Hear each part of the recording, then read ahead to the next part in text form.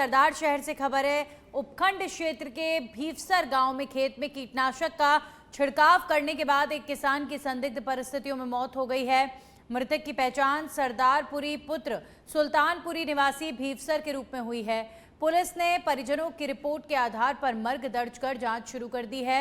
Police को report के अनुसार 21 जून को सरदारपुरी में नरमा की फसल में कीटनाशक का छिड़काव करने के बाद ये प्रकरण होने की सूचना प्राप्त हुई। शाम करीब 7 बजे खेत मालिक रामकुमार ने उसके मोबाइल पर संपर्क करने का प्रयास किया, लेकिन कोई जवाब नहीं मिला। इस पर रात करीब 8:30 बजे खेत मालिक पहुंचा, जहां पर सरदारपुरी ढाणी में बेहोशी की हालत में पड़ा मिला युवक। सूचना पर परिवार के अन्य सदस्य भी मौके पर पहुंचे और उसे तत्काल राजकीय अस्पताल सरदार शहर लेकर आए। चिकित्सकों ने उसकी गंभीर स्थिति को देखते हुए बीकानेर रेफर कर दिया, लेकिन रास्ते में ही उसकी मौत हो गई।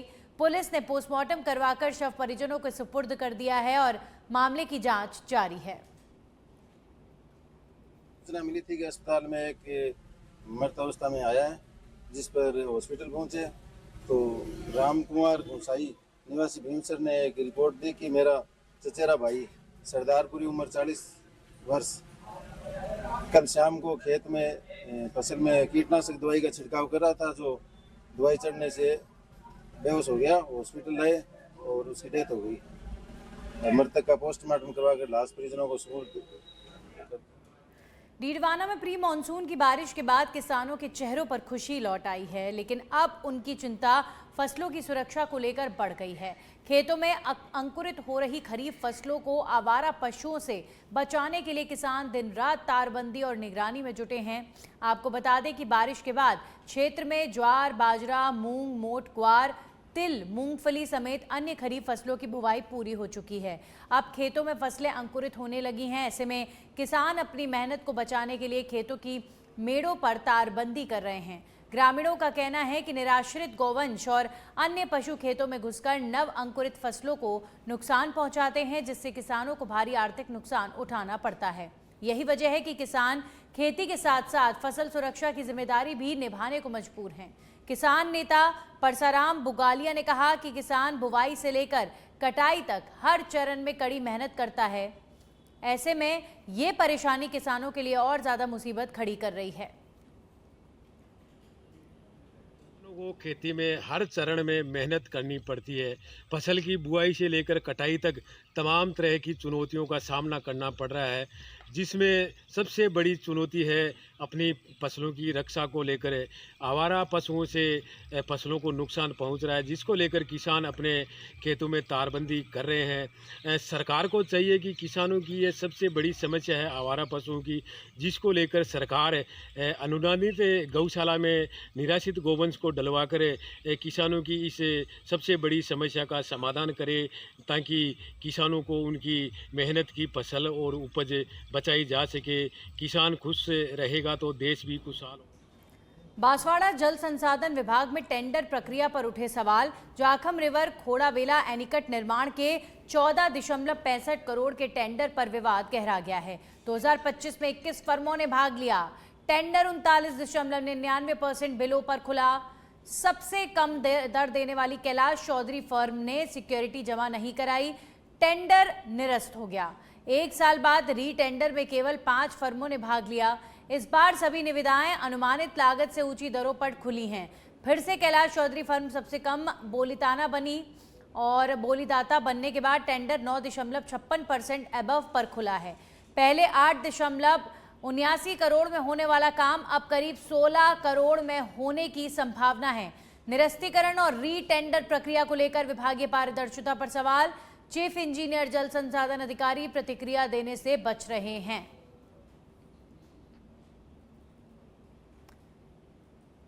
तो जल संसाधन विभाग में टेंडर प्रक्रिया पर उठे सवाल। वहीं दौसा नगर परिषद परिसर में सोमवार प्रातः स्वर्गीय सत्यनारायण चौधरी पूर्व अध्यक्ष नगर पालिका दौसा की 27वीं पुण्यतिथि राजस्थान सफाई कर्मचारी संघ के बैनर तले यहां पर मनाई गई और लोगों ने श्रद्धा सुमन भी अर्पित किए। नगर परिषद के सफाई कर्मचारियों ने 2 मिनट का मौन रखकर दिवंगत चौधरी को श्रद्धांजलि अर्पित की और पुष्पांजलि देकर उन्हें याद किया। कार्यक्रम में पूर्व सभापति ममता चौधरी एवं पार्षद राकेश चौधरी ने सफाई कर्मचारियों को साबुन एवं वॉशिंग पाउडर का वितरण किया। इस दौरान वक्ताओं ने कहा कि स्वर्गीय सत्यनारायण चौधरी ने अपने कार्यकाल में सदैव सफाई कर्मचारियों के हितों का ध्यान रखा और उनके सुख दुख में सहभागी बने रहे।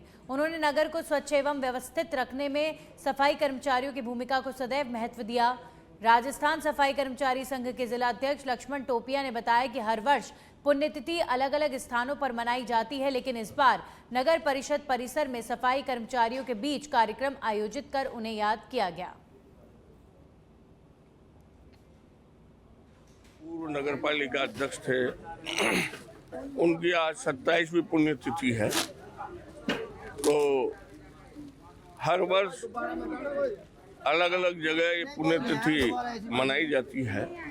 इस बार हमारे भाई लक्ष्मण नेता जो सफाई कर्मचारी अध्यक्ष हैं, उनके नेतृत्व में नगर परिषद में यह पुण्यतिथि मनाई गई है और सफाई कर्मचारियों को साबुन और सर्फ वितरित किया गया है। मोहर्रम पर्व के मद्देनजर विजयनगर पुलिस थाना परिसर में शांति समिति एवं सीएलजी सदस्यों की बैठक आयोजित की गई। बैठक की अध्यक्षता मसूदा डिप्टी शिवराज सिंह ने की।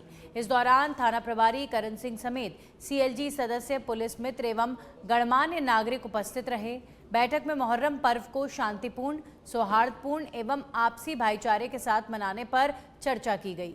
डिप्टी शिवराज सिंह ने उपस्थित लोगों से प्रशासन का सहयोग करने और किसी भी प्रकार की अफवाहों से दूर रहने की अपील की है। बैठक में कैलाश सोनी, कैलाश डूडी, उस्मान पठान, शंभू खां, पुलिस मित्र केदार सिंह, ललित सिंह, सुरेंद्र सिंह समेत अन्य जनप्रतिनिधि एवं नागरिक मौजूद रहे। मोहर्रम पर्व को शांति और सद्भावना के साथ मनाने की अपील की गई है।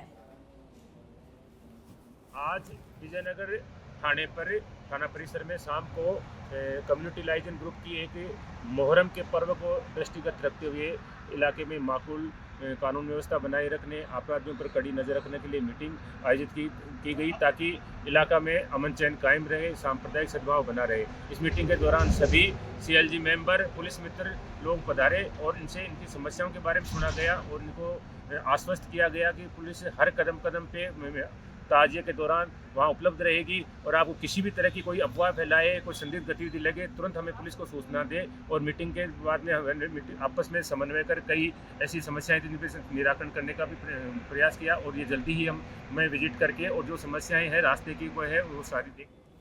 वहीं जोधपुर राजस्थान में सिजेरियन डिलीवरी के बाद प्रसूताओं की तबीयत बिगड़ने के मामले लगातार सामने आ रहे हैं। कोटा और बीकानेर के बाद अब जोधपुर के पावटा जिला अस्पताल में भी ऐसा मामला सामने आया।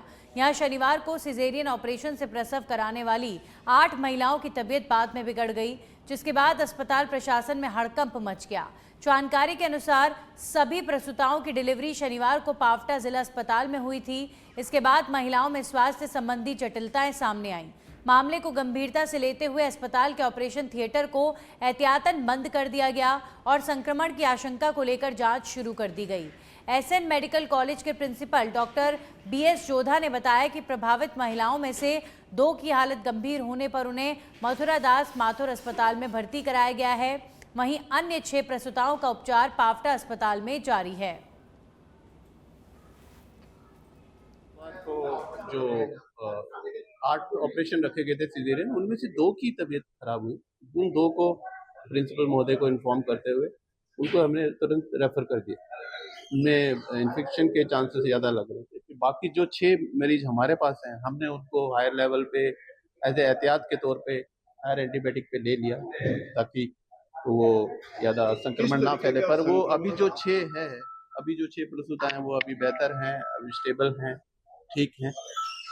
किस तरीके की प्रसूताएं तो सिजेरियन ऑपरेशन हुए थे। संक्रमण किस तरीके का आपको? संक्रमण की हम तो जो भी है हमारी तरफ से जो भी पूरा जो भी गाइडलाइंस है उसके हिसाब से डेली फ्यूमिगेशन करते हैं, डेली सारा जो भी है उसको फॉलो करते हैं।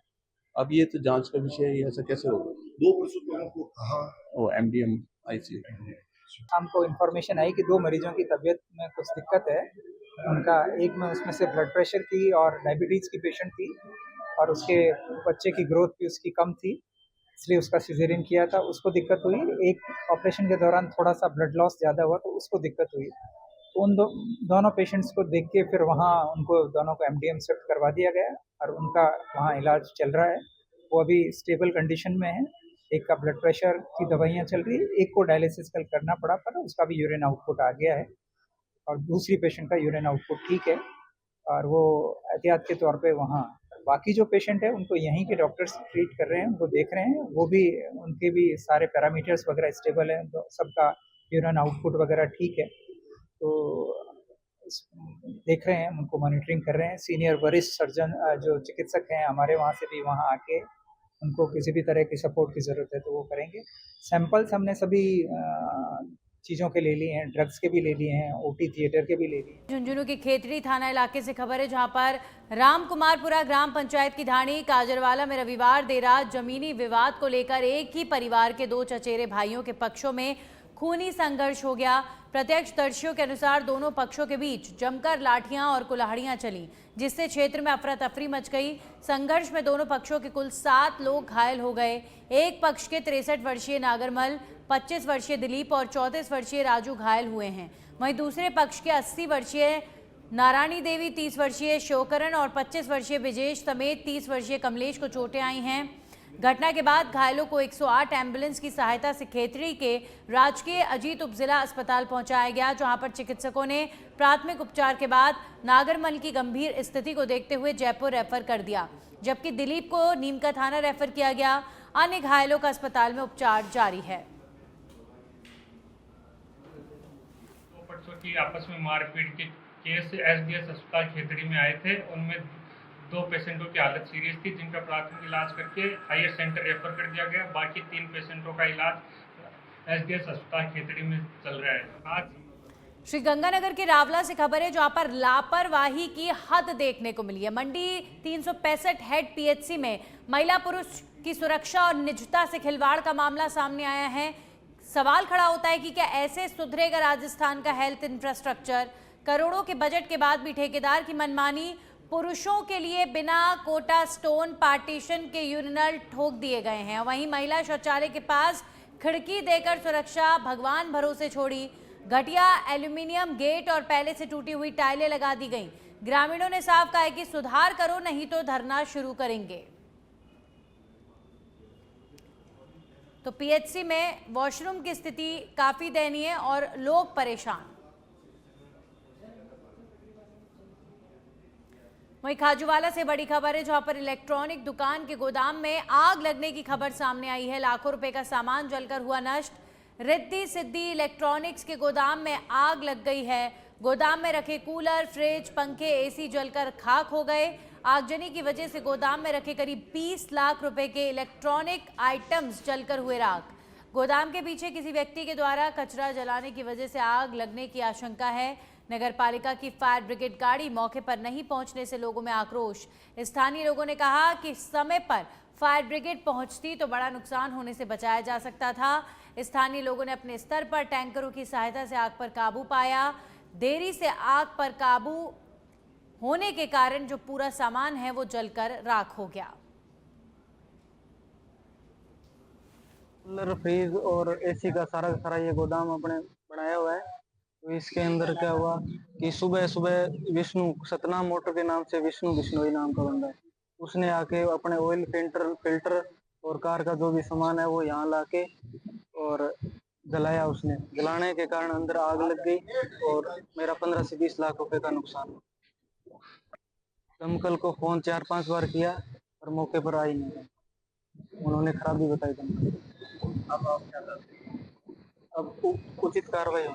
इस आगजनी में कम से कम 10 से 15 लाख का नुकसान हुआ है और खाजोला नगर पालिका को मैंने कम से कम 10 बार फोन किया। जब ईओ साहब कह रहे गाड़ी आ रही है यहाँ से और नगर पालिका की डिस्टेंस कम से कम 500 मीटर ही नहीं है और अभी तक कोई भी फायर ब्रिगेड की गाड़ी भी यहाँ नहीं आई है नगर पालिका द्वारा।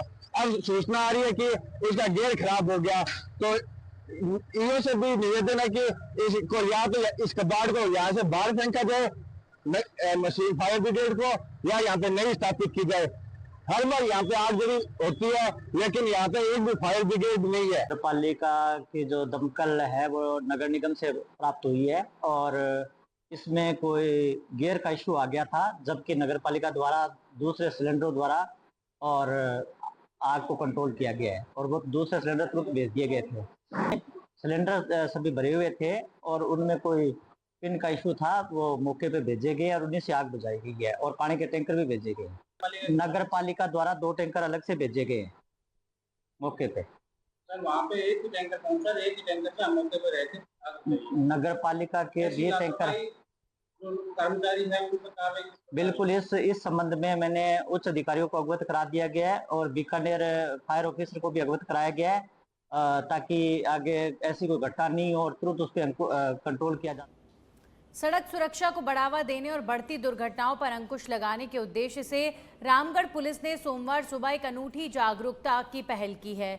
कस्बे के बहादुरपुर रोड स्थित खाटूराम मंदिर के बाहर थानाधिकारी अजीत बड़सरा के नेतृत्व में पुलिस नाकेबंदी के दौरान बिना हेलमेट चलने पर दोपहिया वाहन चालकों को केवल चालान की चेतावनी देने के बजाय उन्हें यातायात नियमों के प्रति जागरूक करने का नया तरीका अपनाया गया। नाकेबंदी के दौरान बिना हेलमेट पाए गए बाइक चालकों को रोककर समझाइश दी गई और उनसे ही अन्य 5 बिना हेलमेट वाहन चालकों को रोककर हेलमेट पहनने के फायदे और इसके महत्व के बारे में बताने को कहा गया। पुलिस ने उन्हें ये संदेश देने के लिए प्रेरित किया कि एक छोटी सी लापरवाही पूरे परिवार के लिए दुख का कारण बन सकती है। हेलमेट न केवल चालक की सुरक्षा करता है बल्कि गंभीर सड़क दुर्घटनाओं में जान बचाने का भी महत्वपूर्ण साधन है। नाकाबंदी चल रही है, इसमें हम एक नया इनिशिएटिव ले रहे हैं कि नाकाबंदी के साथ साथ जो यहाँ नए उम्र के बच्चे हैं जो यहाँ नज़दीक में लोकल के हैं और जो बिना हेलमेट के निकल रहे हैं तो हम उनको रोक रहे हैं और उनसे हम जो लोग बिना हेलमेट को बता रहे हैं कि हेलमेट लगाने के फ़ायदे और नुकसान क्या क्या है और उन्हीं के द्वारा जो दूसरे एज ए उसको पुलिस मित्र के रूप में यूज़ करके जो बिना बाइक के दूसरे बंदे आ रहे हैं उनको भी उनको समझाने के लिए कि आप एक दिन पुलिस बन के देखें और इनको बताएं कि भाई पुलिस हेलमेट नहीं लगाने के क्या नुकसान है और हेलमेट लगाने के क्या फ़ायदे हैं। ये आपने देखा भी होगा, हमने एक सामाजिक सरोकार के रूप में इसको लिया है कि भाई जो लोग बिना हेलमेट के जो हमने लोकल और नई उम्र के बच्चे पकड़े हैं उन्हीं को हम एक तरीके से पुलिस की जिम्मेदारी दें, जो लोग बिना हेलमेट के चल रहे हैं उनको समझाइश करें। तो एक इनिशिएटिव समझाइश का प्रयास एक करने की कोशिश की गई है। हमारी बाइक ऐसे तो क्या है कि हम जा रहे थे तो यहाँ पे बाइक रोकी हमारी, हमने हेलमेट नहीं लगा रखा था इसलिए बाइक रोकी थी हमारी। क्या दंड दिया है पुलिस ने? हमको ये दंड दिया है कि जो 5 बाइक वाले को रोको उनको हेलमेट पहना उसकी। क्या समझाइश कर रहे हो? यही हेलमेट के बारे में। बांसवाड़ा के दानपुर थाना क्षेत्र के नवाखेड़ा गांव से सनसनीखेज मामला सामने आया है। भाजपा मंडल अध्यक्ष अर्जुन की कुछ दिन पूर्व हुई मौत के बाद उनके परिवार पर कथित रूप से लाठी डंडों और पत्थरों से हमला कर दिया गया। जानकारी के अनुसार अर्जुन की पत्नी, पुत्री, पुत्र और फूफा अपने पैतृक घर की साफ सफाई करने पहुंचे थे। इसी दौरान काका और बड़े पिता के लड़कों समेत अन्य लोगों ने हमला बोल दिया। हमले के बाद आरोपियों ने घर पर करीब 45 मिनट तक पत्थरबाजी की, जिसे परिवार ने कमरे में बंद होकर जान बचाई। मारपीट की सूचना पर दानपुर थाना पुलिस मौके पर पहुंची और सभी घायलों को अस्पताल पहुंचाया गया। पीड़ित पक्ष ने थाने में लिखित रिपोर्ट दी है। पुलिस मामले की जांच में जुटी हुई है। सबसे पहले मेरे फूफा जी को मारना स्टार्ट कर दिया लट लेके, उसके बाद फिर मैं वहाँ खड़ा था तो मेरे पे भी लट लेके मारना चालू कर दिया उन्होंने। अब हम जैसे तैसे वहाँ से मैं आगे की तरफ आया, मेरे को बोला तू निकल यहाँ से, उसके बाद तो निकल जाए, यहाँ रहने नहीं चाहिए यूँ करके मेरे को वहाँ से मैं दौड़ते हुए आया। उसके बाद मेरे फूफा जी को मार रहे थे और वो फिर वहाँ से अपने जूते हाथ में लेते हुए वापस वहाँ से भागते हुए हमारे घर की तरफ आए और ये मारने के लिए पीछे दौड़ते हुए हमारे घर की तरफ आए 3-4 लोग, जो मेरे काका बाजी बाबा जी जो भी थे। उसके बाद हम घर के अंदर तो ये घर के अंदर आके भी हमको, मेरे को, मेरी छोटी बहन को, छोटे भाई को, मेरी मम्मी को और फूफा जी को मारने लगे। और वहाँ भी ऐसे मारे जैसे जानवरों की तरह इन्होंने लाठियाँ बरसाई और मेरे अंकल जी वाली आंटी जी वगैरह जो आसपास की थी उन्होंने घर तोड़े और पत्थर मारने लगे दूर से। राज्य सरकार के निर्देश अनुसार सलुम्बर नगर परिषद में आयोजित शहरी सेवा शिविर का सोमवार को प्रभारी मुख्य सचिव खजान सिंह ने निरीक्षण किया। इस दौरान उन्होंने शिविर में संचालित विभिन्न गतिविधियों और आमजन को उपलब्ध कराई जा रही सेवाओं का जायजा लिया। प्रभारी मुख्य सचिव ने विभिन्न विभागों के अधिकारियों से अब तक किए गए कार्यों और उपलब्धियों की जानकारी लेते हुए योजनाओं की प्रगति की समीक्षा की। उन्होंने अधिकारियों को निर्देश दिए कि नागरिकों को समयबद्ध और गुणवत्तापूर्ण सेवाएं उपलब्ध कराई जाएं और राज्य सरकार की जन कल्याणकारी योजनाओं का लाभ पात्र लोगों तक बिना किसी बाधा के पहुंचे। निरीक्षण के दौरान उन्होंने विभिन्न योजनाओं के लाभार्थियों को प्रमाण पत्र भी वितरित किए। मुख्य सचिव ने शिविर में पहुंचे नागरिकों से संवाद कर उनकी समस्याएं सुनी और त्वरित समाधान सुनिश्चित करने के निर्देश दिए। इस अवसर पर प्रशासनिक अधिकारियों और विभिन्न विभागों के कर्मचारी मौजूद रहे।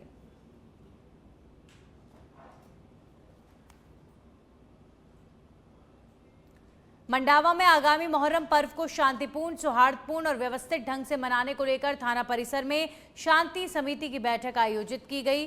बैठक में प्रशासनिक अधिकारियों, सीएलजी सदस्यों, मोहर्रम कमेटी के पदाधिकारियों और विभिन्न विभागों के प्रतिनिधियों ने भाग लिया।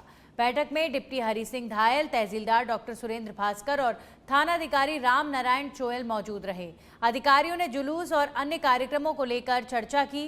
बैठक में पूर्व पालिकाध्यक्ष सज्जन मिश्रा, विद्युत विभाग के वरिष्ठ अभियंता अजय जांगिड़, नगर पालिका कार्मिक, सीएलजी सदस्य, मोहर्रम कमेटी के पदाधिकारी, वॉलंटियर्स और मुस्लिम समाज के गणमान्य लोग उपस्थित रहे।